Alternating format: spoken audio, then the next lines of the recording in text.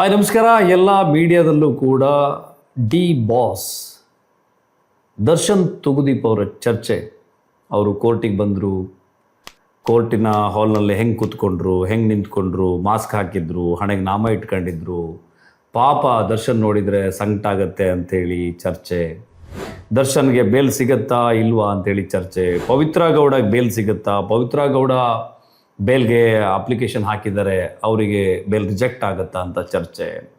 ದರ್ಶನ್ ಪ್ರಕರಣದಲ್ಲಿ ಸಲ್ಲಿಸಿದಂಥ ಚಾರ್ಜ್ ಶೀಟ್ನ ಬಗ್ಗೆ ಚರ್ಚೆ. ಎಲ್ಲೋ ಒಂದು ಕಡೆ ಕೇಳಿಸ್ಕೊಂಡೆ, ದರ್ಶನ್ ಪರವಾದಂಥ ಅಥವಾ ಪವಿತ್ರ ಗೌಡರ ಪರವಾದಂಥ ವಕೀಲರಾದಂಥ ನಾರಾಯಣ ಸ್ವಾಮಿ ನನಗೂ ಕೂಡ ಸ್ನೇಹಿತರೆ, ಅವರು ಒಂದು ಕಡೆ ಮಾತಾಡ್ತಾ ಉಲ್ಲೇಖ ಮಾಡ್ತಾರೆ, ಒಂದು ಮಹಾಗ್ರಂಥದ ರೀತಿಯಲ್ಲಿ ಚಾರ್ಜ್ ಶೀಟನ್ನು ಸಲ್ಲಿಕೆ ಮಾಡಿದ್ದಾರೆ ಅಂತೇಳಿ. ಅಸಲಿಗೆ ಒಂದು ಚಾರ್ಜ್ ಶೀಟನ್ನು ಸಲ್ಲಿಕೆ ಹಾಗೆ ಮಾಡಬೇಕು, ಆದರೆ ಪೊಲೀಸರು ಎಲ್ಲ ಪ್ರಕರಣವನ್ನು ಕೂಡ ಅಷ್ಟು ಸೀರಿಯಸ್ ಆಗಿ ತಗೊಳ್ಳೋದಿಲ್ಲ. ನಿಮಗೆ ಜಸ್ಟಿಸ್ ಸಂತೋಷ್ ಹೆಗಡೆಯವರು ಗಣಿ ಪ್ರಕರಣದ ಸಂದರ್ಭದಲ್ಲಿ 1000 ಪೇಜಿನ ಚಾರ್ಜ್ ಶೀಟನ್ನು ರೆಕಾರ್ಡ್ ಮಾಡ್ತಾರೆ. ಒಂದು ಚಾರ್ಜ್ ಶೀಟನ್ನು ಸಲ್ಲಿಕೆ ಮಾಡೋದರ ಹಿಂದೆ ಒಬ್ಬ ತನಿಖಾಧಿಕಾರಿಯ ಅಥವಾ ಆ ತನಿಖಾ ತಂಡದ ಚಾಣಾಕ್ಷತೆ ಎದ್ದು ಕಾಣಿಸ್ತದೆ. ಒಂದು ಪ್ರಕರಣದಲ್ಲಿ ಶಿಕ್ಷೆ ಆಗತ್ತಾ ಇಲ್ವಾ, ಅದರ ಜಾತಕ ಯಾವುದು ಅಂತ ಕೇಳಿದರೆ ಚಾರ್ಜ್ ಶೀಟ್. ಪೊಲೀಸು ಮಾಡುವಂಥ ಏನು ತನಿಖೆ, ಆ ತನಿಖೆಯ ಸಂದರ್ಭದಲ್ಲಿ ಸಿಗುವಂಥ ಎವಿಡೆನ್ಸ್ಗಳು, ಆ ಸಾಕ್ಷ್ಯಗಳನ್ನು ಇವರು ಸಂಗ್ರಹಿಸುವಂಥದ್ದು ಮತ್ತು ಎಷ್ಟರ ಮಟ್ಟಿಗಿನ ವೆಯ್ಟೇಜ್ ಇರುವಂಥ ಸಾಕ್ಷಿಯನ್ನು ಅವರು ಸಂಗ್ರಹ ಮಾಡಿದ್ದಾರೆ ಎನ್ನುವಂಥದ್ದೆಲ್ಲವೂ ಕೂಡ ಬಹಳ ಮುಖ್ಯ ಆಗತ್ತೆ ಆ ಆಧಾರದ ಅಡಿಯಲ್ಲಿ. ಯಾಕಂದರೆ ಒಬ್ಬ ವ್ಯಕ್ತಿಗೆ ಒಬ್ಬ ಯಾವುದೇ ಒಂದು ಪ್ರಕರಣದಲ್ಲಿ ಆರೋಪಿಯಾಗಿ ಸೆರೆ ಸಿಕ್ಕಿರುವಂಥ, ಜೈಲು ಶಿಕ್ಷೆಯನ್ನು ಅನುಭವಿಸ್ತಾ ಇರುವಂಥ ಅಥವಾ ಜಾಮೀನಿನ ಮೇಲೆ ಜೈಲಿನಿಂದ ಹೊರಗಿರುವಂಥ ವ್ಯಕ್ತಿಗೆ ಶಿಕ್ಷೆ ಆಗಬೇಕಿದ್ರೆ ಪ್ರಧಾನವಾದಂಥ ಪಾತ್ರವನ್ನು ವಹಿಸುವಂಥದ್ದು ಚಾರ್ಜ್ ಶೀಟ್. ಅದರಲ್ಲಿ ಇರುವಂತಹ ಎಲ್ಲ ಸಾಕ್ಷ್ಯವನ್ನು ಹೊಡೆದುರುಳಿಸುವಂತೆ ಆ ಆರೋಪಿಯ ಪರವಾದಂಥ ಅಡ್ವೊಕೇಟ್ಸ್, ಏನು ದೇಶದ ಬಹಳ ಅಥವಾ ರಾಜ್ಯದ ಬಹಳ ಪ್ರಮುಖವಾದಂಥ ಅಡ್ವೊಕೇಟ್ಸ್ ದರ್ಶನ್ ಪರವಾಗಿ ವಾದ ಮಾಡ್ತಾರೆ. ಅದೊಂದು ಸಿಂಡಿಕೇಟ್ ಮಾಡ್ಕೊಂಡು ವಾದ ಮಾಡ್ತಾರೆ. ಅಷ್ಟು ಸುಲಭ ಇಲ್ಲ. ಯಾಕಂದರೆ ದರ್ಶನ್ಗೂ ಕೂಡ ಬಹಳ ದೊಡ್ಡ ಬ್ಯಾಕ್ಗ್ರೌಂಡ್ ಇದೆ, ಲೀಗಲ್ ಟೀಮ್ ಇದೆ, ನಿರಂತರವಾಗಿ ಅದರ ಬಗ್ಗೆ ಸ್ಟಡಿ ಮಾಡಿ ರಿಪೋರ್ಟ್ ಮಾಡುವಂಥ ಒಂದು ದೊಡ್ಡ ಅಡ್ವೊಕೇಸಿ ಟೀಮ್ ಇದೆ ಅವ್ರ ಜೊತೆಗೆ. ಹಾಗಾಗಿ ಸುಲಭವಾದಂಥ ಪಟ್ಟು ಇದಲ್ಲ. ಆದರೆ ದರ್ಶನ್ ಪರವಾದಂಥ ಅಥವಾ ಆ ಟೀಮ್ನ ಪರವಾದಂಥ ಅಡ್ವೊಕೇಟ್ಸ್ ಹೇಳೋದೇನೆಂದರೆ, ಯಾಕಿದೊಂದು ಸ್ಪೆಷಲ್ ಇಂಟ್ರೆಸ್ಟ್ ಆಗಿ ಈ ಕೇಸನ್ನು ಫಾಲೋ ಮಾಡ್ತಾ ಇದೆ? ಈ ಕೇಸ್ನ ಹಿಂದೆ ಖುದ್ದು ಸರ್ಕಾರವೇ ಇದೆಯಾ? ಪ್ರಭಾವಶಾಲಿ ರಾಜಕಾರಣಿ ಇದ್ರ ಹಿಂದೆ ಕೈಯಾಡಿಸಿದಾರಾ? ಯಾರದು ಪ್ರಭಾವಶಾಲಿ ರಾಜಕಾರಣಿ? ಯಾರನ್ನು ಕುರಿತು ಹೇಳ್ತಾ ಇದ್ದಾರೆ? ಸೋಷಿಯಲ್ ಮೀಡಿಯಾದಲ್ಲಿ ಚರ್ಚೆ ಆಗ್ತಿದೆ. ದರ್ಶನ್ ಯಾವುದೇ ಕಾರಣಕ್ಕೂ ಜೈಲಿನಿಂದ ಹೊರಗಡೆ ಬರಬಾರ್ದು, ಆತನಿಗೆ ಶಿಕ್ಷೆ ಆಗಲೇಬೇಕು ಎನ್ನುವುದರ ಹಿಂದೆ ಪಕ್ಕಡ್ಬಂದಿಯಾಗಿ ಒಂದು ಪೊಲಿಟಿಕಲ್ ಅಜೆಂಡಾ ಅಥವಾ ಪೊಲಿಟಿಕಲ್ ಲೀಡರ್ ಕೆಲಸ ಮಾಡಿದ್ದಾರೆ. ಯಾರದು political leader? D K Shivakumar, ಸಿದ್ದರಾಮಯ್ಯವರ? ನನಗಂತೂ ಗೊತ್ತಿಲ್ಲ. ಆದರೆ ಹಾಗೊಂದು ಪೊಲಿಟಿಕಲ್ ಲೀಡರ್ ಇದರ ಹಿಂದೆ ಇದ್ದಾರೆ ಅಂತಾದರೆ ಮಾತ್ರ ಈ ರಾಜ್ಯದಲ್ಲಿ ಚಾರ್ಜ್ ಶೀಟ್ ಡೆವಲಪ್ ಹಂಗಾಗತ್ತಾ?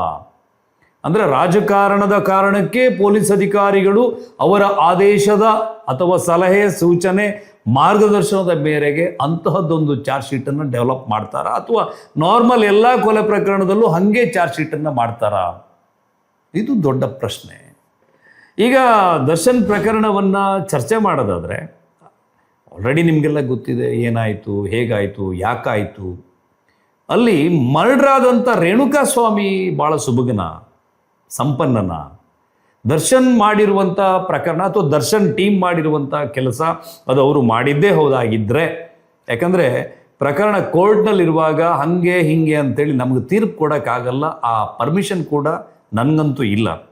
ಆದರೆ ರೇಣುಕಾಸ್ವಾಮಿ ಏನು ಮಾಡಿದ್ದ?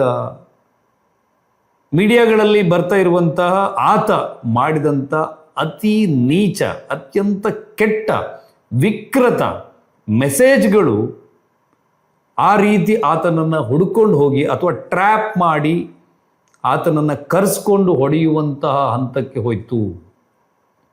ಸಾಮಾನ್ಯವಾಗಿ ನೀವು ಯೋಚನೆ ಮಾಡಿ, ಯಾರದ್ದೇ ಹೆಂಡತಿಗಾಗಲಿ, ಯಾರದ್ದೇ ಗರ್ಲ್ ಫ್ರೆಂಡಿಗಾಗಲಿ, ಯಾರದ್ದೇ ಲವರ್ಗಾಗಲಿ ಯಾವನಾದರೂ ಹಂಗೆ ಮೆಸೇಜ್ ಮಾಡಿದರೆ ಸುಮ್ಮನೆ ಕೂತ್ಕೊಂತಾನ? ಅದು ದರ್ಶನ್. ಸಾಧ್ಯ ಇದೆಯಾ ಆ ರೀತಿಯಲ್ಲಿ? ಇದೆಲ್ಲ ನೋಡಿ, ಈ ಸೋಷಿಯಲ್ ಮೀಡಿಯಾ ಮಾಡುವಂಥ ಎಡವಟ್ಟುಗಳು ಇಂತಹದ್ದೇ. ಇವತ್ತು ಸೋಷಿಯಲ್ ಮೀಡಿಯಾ ಯಾವ ರೀತಿ ಕ್ರೈಮ್ ರೇಟನ್ನು ಹೆಚ್ಚಿಸಿದೆ ಅಂತ ಹೇಳಿದರೆ, ಒಂದು 100 ಕೊಲೆ ಆದರೆ ಅಟ್ಲೀಸ್ಟ್ 10 ಕೊಲೆಗಳಿಗೆ ಸೋಷಿಯಲ್ ಮೀಡಿಯಾವೇ ಕಾರಣ ಆಗಿರುತ್ತೆ. ಸೋಷಿಯಲ್ ಮೀಡಿಯಾ ಸೃಷ್ಟಿಸುವಂಥ ಅವಾಂತರಗಳು ಕಾರಣ ಆಗಿರುತ್ತೆ.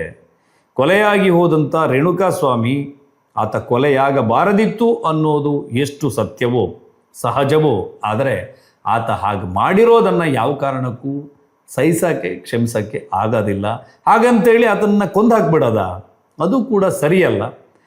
ಆದರೆ ದರ್ಶನ್ ಪ್ರಕರಣದಲ್ಲಿ ಒಂದು ರೀತಿಯಲ್ಲಿ ದರ್ಶನ್ನ ಸಿನಿಮಾ ಕರಿಯರನ್ನೇ ಸ್ಮ್ಯಾಶ್ ಮಾಡಬೇಕು ಎನ್ನುವಂತಹ ಕೆಲಸ ಅಥವಾ ಒಂದು ಪೂರ್ವ ದ್ವೇಷದ ಕಾರಣಕ್ಕೆ ನಡೆದಿದೆಯಾ? ಸುಮಲತಾ ಅವರ ಚುನಾವಣೆಯ ಸಂದರ್ಭದಲ್ಲಿ ದರ್ಶನ್ ಭಾಳ ಆಕ್ಟಿವ್ ಆಗಿ ಸುಮಲತಾ ಪರವಾಗಿ ಕೆಲಸ ಮಾಡಿದ ಕಾರಣಕ್ಕೆ, ಭಾಳ ಸ್ಪಷ್ಟವಾಗಿ ಕೇಳಿಸ್ಕೊಳ್ಳಿ ನೀವು, ಸುಮಲತಾ ಅವರ ಚುನಾವಣೆಯಲ್ಲಿ ದರ್ಶನ್ ಭಾಳ ಆಕ್ಟಿವ್ ಆಗಿ ಸುಮಲತಾ ಪರವಾಗಿ ಕೆಲಸ ಮಾಡಿದ ಕಾರಣಕ್ಕೆ ದರ್ಶನ್ ವಿರುದ್ಧ ಆಗಿನದೊಂದು ಸೇಡಿಗೆ ಒಂದು ಪೊಲಿಟಿಕಲ್ ಟೀಮ್ ನಿಂತು ಬಿಡುತ್ತಾ?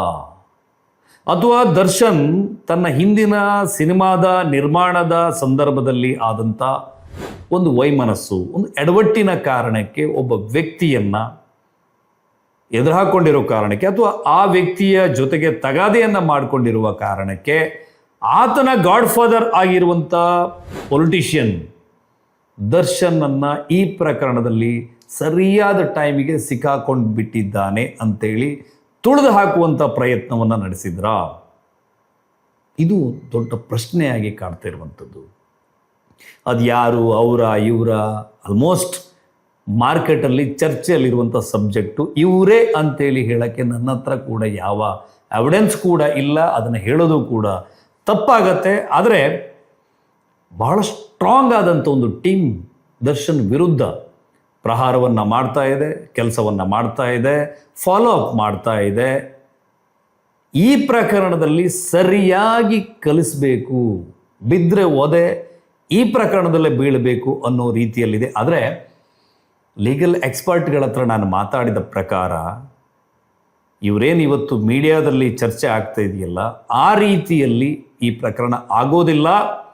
ದರ್ಶನ್ ಈ ಪ್ರಕರಣವನ್ನು ಜಯಿಸ್ಕೊಂಡು ಹೊರಗಡೆ ಬರ್ತಾನೆ. ಒಟ್ಟು ಎಂಟೈರ್ ಟೀಮ್ ಈ ಪ್ರಕರಣದಲ್ಲಿ ಜಯಿಸ್ಕೊಂಡು ಹೊರಗಡೆ ಬರ್ತಾರೆ. ಅವ್ರ ಮೇಲೆ ಗಟ್ಟಿಯಾಗಿ ಕೇಸ್ ನಿಲ್ಲಲ್ಲ. ದರ್ಶನ್ 100% ರಿಲೀಸ್ ಆಗೋದಂತೂ ಪಕ್ಕ ಎನ್ನುವಂಥ ಮಾತುಗಳನ್ನು ಹಲವಾರು ಎಕ್ಸ್ಪರ್ಟ್ಗಳು ನನಗೆ ಹೇಳ್ತಾ ಇದ್ದಾರೆ. ಅದು ಎಷ್ಟು ಸತ್ಯನೋ ಎಷ್ಟು ಸುಳ್ಳು ನನಗೆ ಗೊತ್ತಿಲ್ಲ. ದರ್ಶನ್ಗೆ ಜಾಮೀನು ಮಂಜೂರಾಗುವುದರ ಹಿಂದೆ ಕೂಡ ಬೇರೆ ಬೇರೆ ಕೆಲಸಗಳು ನಡೆದಿವೆ ಅನ್ನುವಂಥ ಮಾತು ಕೂಡ ಕೇಳಿಬರ್ತಾ ಇದೆ. ಅದ್ರ ಬಗ್ಗೆ ಯಾವುದೇ ಮಾಹಿತಿ ಇಲ್ಲದೆ ನಾವು ಮಾತಾಡೋದು ಸರಿಯಾಗೋದಿಲ್ಲ. ಆದರೆ ಲೀಗಲ್ ಟೀಮ್ ಜೊತೆ ಡಿಸ್ಕಷನ್ ಮಾಡಿದಾಗ ಎಂತಹದ್ದೇ ಚಾರ್ಜ್ ಶೀಟನ್ನು ಇವ್ರು ಹಾಕಿರಲಿ, ಆದರೆ ಆ ಕೇಸ್ನಲ್ಲಿ ಅಷ್ಟೊಂದು ಗಟ್ಟಿತನ ಇಲ್ಲ. ಸರಿಯಾಗಿ ಟ್ರಯಲ್ ನಡೆದ್ರೆ, ಇನ್ನು ಪದೇ ಪದೇ ಇವರು ರಿಕ್ವೆಸ್ಟ್ ಮಾಡಿಕೊಂಡು ಅರ್ಜಿ ಹಾಕೋದು, ನಂಗೆ ಅದು ಬೇಕು ಇದು ಬೇಕು ಅಂತ ಕೇಳದೆ ಸಲೀಸಾಗಿ ಟ್ರಯಲ್ ನಡ್ಸಕ್ಕೆ ಬಿಟ್ಟರೆ, ಕೇಸು ಫಾಸ್ಟಾಗಿ ಟ್ರಯಲ್ ಆದರೆ ದರ್ಶನ್ ಸಲೀಸಾಗಿ ಈಚೆ ಬರ್ತಾರೆ ಎನ್ನುವಂಥದ್ದು ಕೆಲವು ಎಕ್ಸ್ಪರ್ಟ್ಗಳ ಒಪಿನಿಯನ್. ಹಂಗಾಗತ್ತಾ ಆಗಲ್ವಾ ಗೊತ್ತಿಲ್ಲ. ನೋಡೋಣ ಏನಾಗತ್ತೆ, ಯಾರ ಹಣೆಯಲ್ಲಿ ಏನು ಬರೆದಿದೆ, ಯಾರ್ಯಾರು ಎಷ್ಟೆಷ್ಟು ದಿವಸ ಜೈಲು ಊಟ ಮಾಡಬೇಕು ಅಂತ ಇದೆಯೋ ಅದಂತೂ ಆಗೇ ಆಗತ್ತೆ. ಮತ್ತೆ ಕೋರ್ಟಿಗೆ ಬಿಟ್ಟಿದ್ದು, ದರ್ಶನ್ ಪರವಾದಂಥ ಅಡ್ವೊಕೇಟ್ಸಿಗೆ ಬಿಟ್ಟಿರುವಂಥದ್ದು, ಕಾನೂನು ಎಲ್ಲಕ್ಕಿಂತ ಎಲ್ರಿಗಿಂತಲೂ ದೊಡ್ಡದು ಅನ್ನೋದನ್ನು ನಾವು ನೆನ್ಪಿಟ್ಕೊಂಡ್ರೆ ಸಾಕು ಅಂತ ಹೇಳ್ತಾ ಎಲ್ರಿಗೂ ಮತ್ತೊಮ್ಮೆ ನಮಸ್ಕಾರ.